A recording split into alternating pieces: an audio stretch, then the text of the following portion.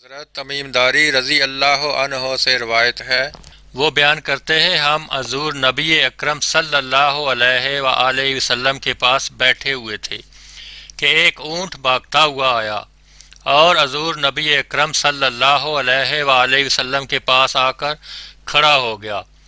آپ صلی اللہ علیہ وآلہ وسلم نے فرمایا، ہے اونٹ پرسکون ہو جا، اگر تو سچا ہے تو تیرا سچ تجھے فائدہ دے گا، اور اگر تو جھوٹا ہے تو تجھے اس جھوٹ کی سزا ملے گی۔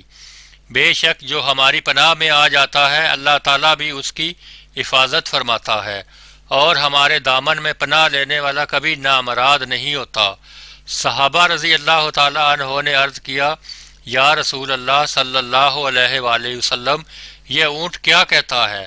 آپ صلی اللہ علیہ وآلہ وسلم نے فرمایا، اس اونٹ کے مالکوں نے اسے ذبح کر کے اس کا گوشت کھانے کا ارادہ کر لیا تھا، سو یہ ان کے پاس سے بھاگ آیا اور اس نے تمہارے نبی کی بارگاہ میں فریاد کی ہے۔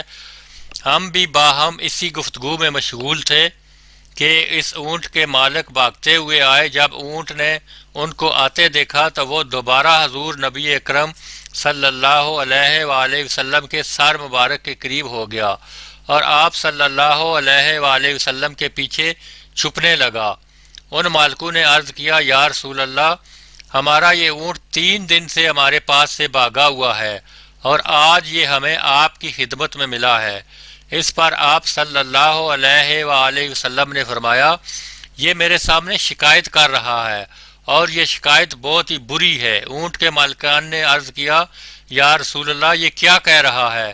آپ صلی اللہ علیہ وآلہ وسلم نے فرمایا، یہ کہتا ہے کہ یہ تمہاری پاس کئی سالوں تک پلا بڑھا، جب موسم گرما آتا تو تم گھاس اور چارہ وغیرہ علاقوں کی طرف اس پر سوار ہو کر جاتے، اور جب موسم سرما آتا تو اسی پر سوار ہو کر گرم علاقوں کی طرف چلے جاتے۔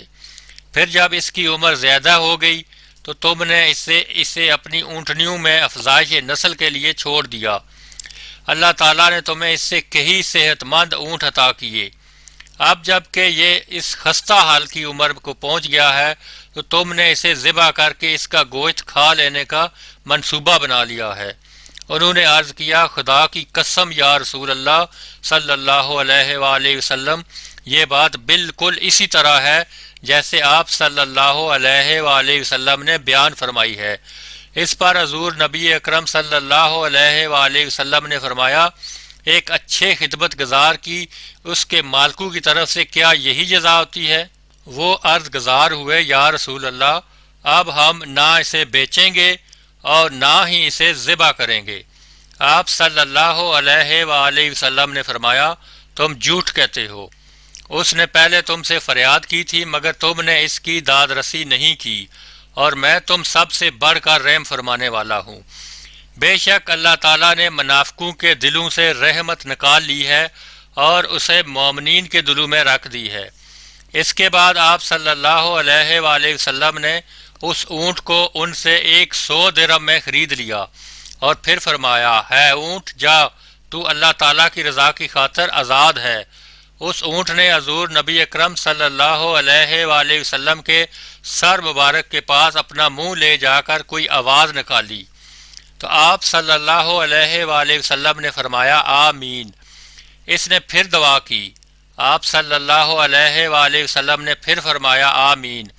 اس نے پھر دعا کی، آپ صلی اللہ علیہ وآلہ وسلم نے فرمایا، آمین۔ اس نے جب چوتھی مرتبہ دعا کی تو آپ صلی اللہ علیہ وآلہ وسلم آبدیدہ ہو گئے۔ ہم نے عرض کیا، یا رسول اللہ، یہ اونٹ کیا کہہ رہا ہے؟ آپ صلی اللہ علیہ وسلم نے فرمایا، اس نے پہلی دفعہ کہا، اے نبی مکرم، اللہ تعالیٰ آپ کو اسلام اور قرآن کی طرف سے بہترین جزا عطا فرمائے۔ میں نے کہا، آمین۔ پھر اس نے کہا، آپ نے مجھ سے خوف کو دور فرمایا ہے۔ میں نے کہا، آمین۔ پھر اس نے دعا کی، اللہ تعالیٰ دشمنوں سے آپ کی امت کے خون کو اسی طرح رکھے جس طرح آپ نے میرا خون محفوظ فرمایا ہے۔ اس پر بھی میں نے آمین کہا۔ پھر اس نے کہا، اللہ تعالیٰ ان کے درمیان جنگ و جدل پیدا نہ ہونے دے۔ میں نے اپنے رب سے مانگی تھی اور تو اس نے پہلی 3 دعائیں تو قبول فرما لیں، لیکن اس آخری دعا سے منع فرمایا۔ جبرائیل علیہ السلام نے مجھے اللہ تعالیٰ کی طرف سے خبر دی ہے کہ میری یہ امت آپس میں تلوار زنی سے فنا ہوگی، جو کچھ ہونے والا ہے قلم اسے لکھ چکا ہے۔